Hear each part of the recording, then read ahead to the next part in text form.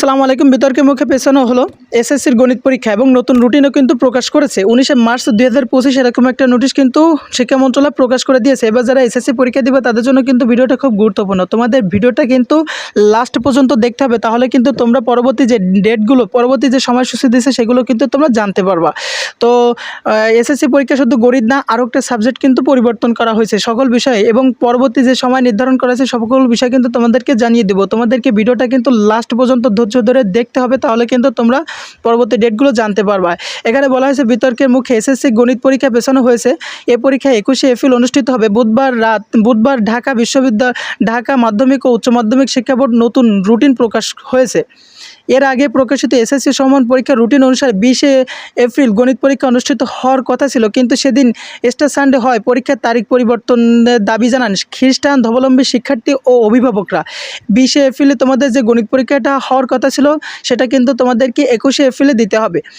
এটা দাবি করেছে সে খ্রিস্টান ধর্মাবলম্বী যে শিক্ষার্থী আছে এবং অভিভাবকরা কিন্তু দাবি করেছে, এবং শিক্ষামন্ত্রী কিন্তু এটাই রায় দিছে। তো 23শে ফেব্রুয়ারি শিক্ষা মন্ত্রণালয়ের মাধ্যমিক ও উচ্চ শিক্ষা বিভাগের সিনিয়র সচিব সিদ্দিক জোবায়ের এর কাছে শিক্ষা বোর্ডের নির্বাহী সচিব একটা চিঠি পাঠাইছেন, এবং চিঠিতে এস্টার সানডে দিন এসএসসি পরীক্ষা রাখার অন্বেষণের উদ্বেগ প্রকাশ করেছেন। রুটিন পেয়ে খ্রিস্টান এসএসসি শিক্ষার্থী বিচলিত হয়ে পড়েছেন বলে চিঠিতে উল্লেখ করা হয়েছে। এরপর যেটা বলা হয়েছে সেটা হচ্ছে যে এরপর ঢাকা মাধ্যমিক ও উচ্চ মাধ্যমিক শিক্ষা বোর্ড এ সংক্রান্ত একটি চিঠি পাঠান শিক্ষা মন্ত্রণালয়ের অনুমোদনের পর এবার নতুন রুটিন প্রকাশ করা হলো। এবার 9টি সাধারণ শিক্ষা বোর্ড অধীনে মাধ্যমিক স্কুল সার্টিফিকেট এসএসসি ও সমান পরীক্ষা 18,084 শিক্ষা প্রতিষ্ঠানে 14,90,142 জন শিক্ষার্থী পরীক্ষায় অংশগ্রহণ নেবে।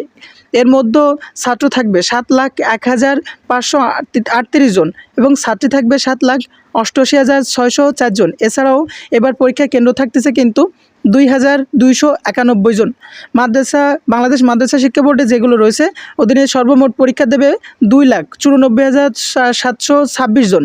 এর মধ্যে ছাত্র রয়েছে 1,50,893 জন, ছাত্রী রয়েছে 1,43,833 জন। ছাত্র পরীক্ষা দেবে 1,08,385 জন এবং ছাত্রী পরীক্ষা দেবে মাত্র 43,928 জন। প্রসঙ্গত 2025 খ্রিস্টাব্দে এসএসসি ও সমান পরীক্ষা 10 এপ্রিল শুরু হবে। 10 এপ্রিল থেকে কিন্তু এসএসসি পরীক্ষা শুরু হবে। বাংলা প্রথম পত্র পরীক্ষার মাধ্যমে পরীক্ষা শুরু হবে, কিন্তু লিখিত পরীক্ষা 8 মে হওয়ার কথা থাকলেও পরে আবার সময়সূচি সংশোধন করা হয়েছে।